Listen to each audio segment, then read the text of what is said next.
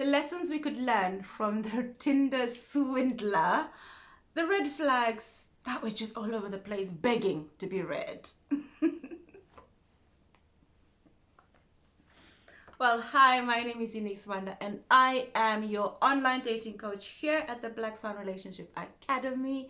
I'm also your style concierge. But today I really want to talk about something that has been all the buzz.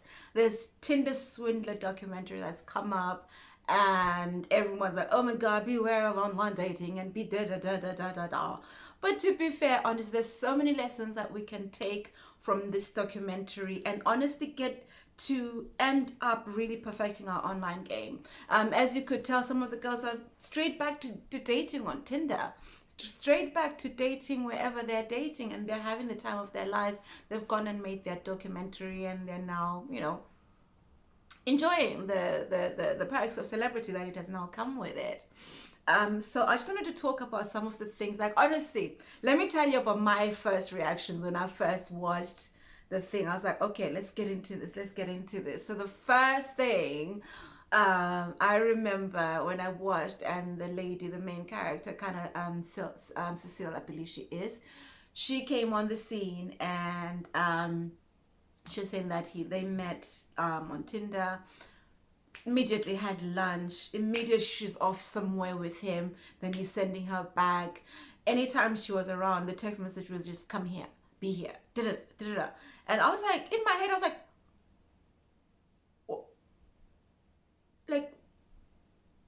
oh, like honestly, my mouth was just open and aghast the whole time. In my head, I am just thinking, this girl needs to enroll in the Black Swan Relationship Academy. Like, today, she needs to go and sign up for the All Access Pass. Anything, just anything before you go on another date, please. Just stop. Just stop. And it seemed like this is how this guy was getting guys. And this is why we always say in Black Swan Relationship Academy, park your emotions, ladies. Park your emotions over there when you're dating. Park your emotions and let's date with level heads. I was in shock the whole time watching this. Like, even how she is borrowing money left, right, and center from quick loans, taking out credit cards. And I was like, oh, wow. And I'm like, oh my God, how did we come to this as a generation where we literally, I'm not saying that she doesn't have any standards, but these are the kind of predators that are out there looking for women like this. This is why we have to have our wits about ourselves, ladies. We have to use our minds, right? That's why we always say, park your emotions and date like a gangster. Date like, that's why we multiple date. We don't focus on one guy like right away. We multiple date and we remove I know it may be hard. I always say, we say that remove your emotions, da-da-da. You can't separate yourself from emotions, but what you can do is not focus too much on one guy. All the red flags that were there for me was pretty much that. It was very fast-paced. It was very come now. It was all very high-flying, this, high-flying that. She never ever got to see where he lived, like really lived. She never really got to see his family, his friends, his and fair enough, whenever we say a high value man is busy, but you know what, when a high value man is in pursuit of an honest black swan, a high value, gorgeous, beautiful black swan, he knows to take his time and pace himself. He could do all those wonderful things for you. He could buy you the flowers, he could take you on jets, he could take you wherever, but that is the one thing that he will not lead with. So if we're going to be taking notes, let's start off from there. If a man is going to be pursuing you, he's not going to be leading with private jets and all kinds of things. Even though it's something that you may like, because he's looking for something a little bit more permanent, he's not going to be throwing that in your face all the time. Okay?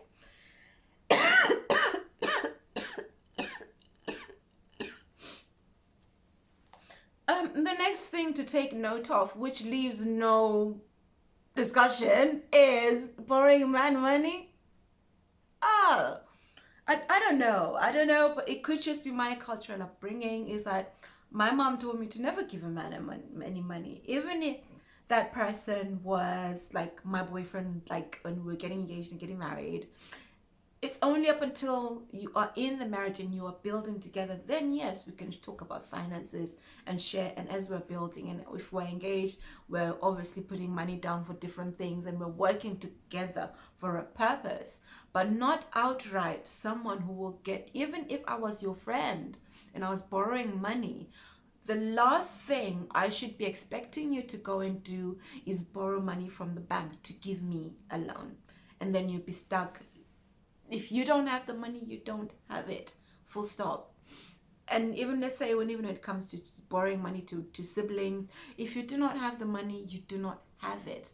Full stop. We always take care of our finances. Black Swan women are very, very focused on their finances, their mental health, their well-being. You're not going out of your way to do something that you just don't have. And for a man to expect you and encourage you to do that, that is a big red flag on its own. It's a big, massive red flag. So, as much as we love it, the documentary is amazing. I've watched it like 2-3 times now because there are all these little things that keep coming up for me. And I'm thinking, hey, like honestly, I think I was holding my hand the whole time through the documentary, and I'm thinking, how now?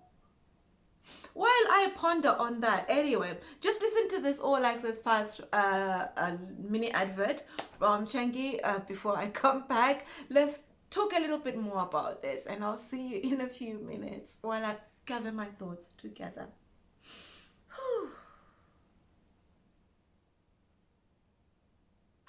Anyway, now that we're back, let's focus on some more of the red flags. Let's talk about the flashiness of his accounts. Let's talk about how he was world traveling, always in different destination. It's all good and well to spot someone who's a world-class traveler, and we watch them when we're on the gram and we see that they're all over the place and everywhere. Like we know that Instagram is not real life, right? We all know that. And for me, that's a red flag already. If someone is flashing all their life in on Instagram, on social media, that is really someone who's looking for attention. That is really someone who's trying to paint an image that really technically may not belong to them. I mean, we've seen quite a lot of these Instagram stars end up in the papers because they didn't own half the things that they owned. They were just taking pictures. And we all know that. We've gone and paused near Bugatti or two, or we've all stood at St. Margaret's Pier and taken a picture by someone's yacht. And honestly, it's just pictures. If you're gonna really follow someone's lifestyle based on Instagram, you really need to be careful about what exactly you're looking at. You have to ask yourself, do you really want that kind of flashy lifestyle, or are you looking for someone you want to settle down with? Not even settle down, to build a home with.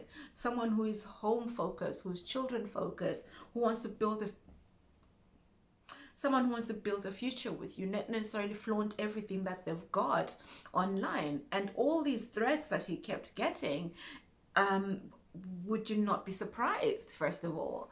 And honestly, not to judge him, look, he had his game. Shimon, Levev, I'd say he had his game. And if you kind of had a look, he had a type of woman that he went for. They're mostly blonde, mostly slim, model-less looking. And he really targeted the emotional side of things. From what it looks like, there were some that he just had as friends as well. So you also do need to be careful. So I always talk to my clients, and I'm always asking this question: why do we always feel the need to hold on to someone who some of these men that we've dated, but we feel like, okay, we need to still remain friends with them? Why do we ever not just want to let go and move on? because really that comes from a scarcity mindset, because we feel like we might not meet someone like him ever again. And believe me, we've all been there. We've all been there where we think that, oh my God, this is the most amazing person I've met in my life. I'm not going to meet anyone else. But honestly, they are out there. There are so many men out there who are willing to treat you like a princess and not steal from you and not take away anything from you. So honestly, the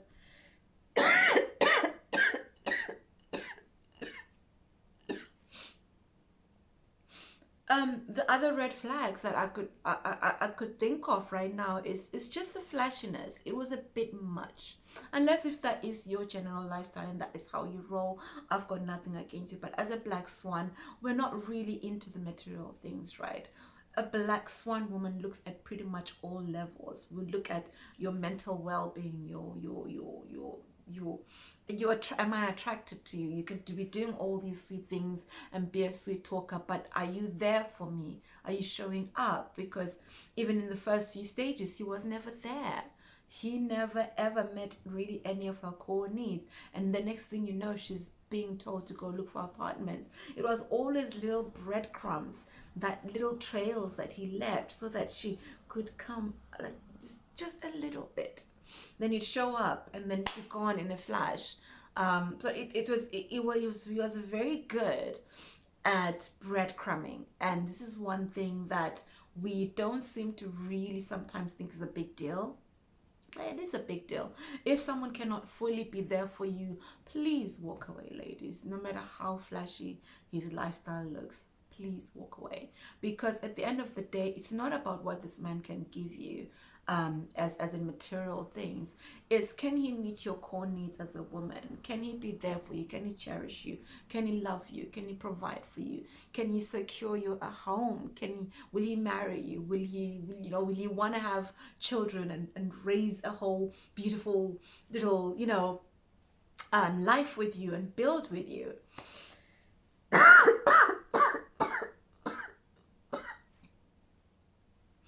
But we get lost in the flashiness. We get lost in the flashiness of him trying to impress the world with what he has to offer. He was always in designer clothing. Again, disclaimer, I've got nothing against designer clothes. I just feel like when a man is that flashy, that's alarm bells right there. That's very feminine for me. And for us here at the Black Swan Relationship Academy. So I would really love you to be very careful out there, ladies, when you're online dating. I am also offering a 15-minute link where we can discuss your online presence. Have a look in the bio and you will see my 15-minute link. You can book it anytime between now and the end of the month. We'll see how long we'll keep it on there for. Let's talk about what are you facing when it comes to this online dating world? What are you facing when it comes to presenting yourself online? And let's talk about these red flags as well, because sometimes it's those little things that he has mastered this little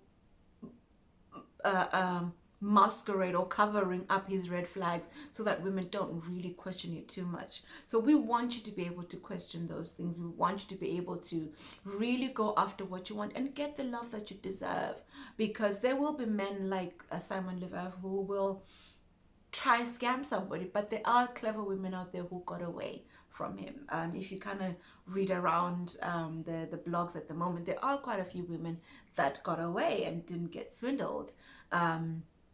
So there are some women who managed to not fall into that trap. And another thing as well is, don't let this dampen your excitement about being online, because there is so much out there that you're missing, the world of profoundness and the world of impossibilities, meeting amazing men. Because like I always say to my clients, I've met most of the guys I've dated in the past few years online. My current partner, I met him online as well, and we have an amazing relationship. And for what it's worth, we did the vetting that we needed to vet each other with, even though we had met online. Once you get offline, it's still continuously vetting, and we're always continuously vetting each other. I vet him, he vets me. and vice versa, and we continue like that. So if you would like to get in on the action, have a look in the link in the bio. It's the 15-minute link that I've posted on here specifically for you guys, special for you. So if you click on that, you'll be able to book for 15 minutes free with me, and we can talk about your personal situation, as in where you want to see yourself in 2022, and get ready for the self-care sessions that are happening throughout February. And if you're joining us on the all access pass, you will see us over on Swan Nation.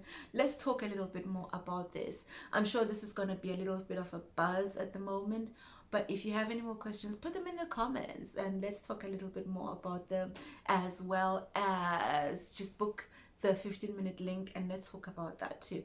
In the meantime, you take care of you. Oh, before I forget, as usual, do like, comment, share, subscribe, and leave your comments in the leave your comments in the comments box. And let's continue this conversation offline. Join us on Black Swan Nation, and I'm sure this is one of the conversations we'll be having a lot more of. In the meantime, my darlings, you take care of you and you have yourselves an amazing weekend, and don't forget to book for your 15-minute session if you want me to assess your online profile. Let's get ready to date properly, yeah. And those are the kind of things that we'll really be encouraging you to do a lot more of in the future. So I will be in the meantime, you take care of you, and I will see you in another video.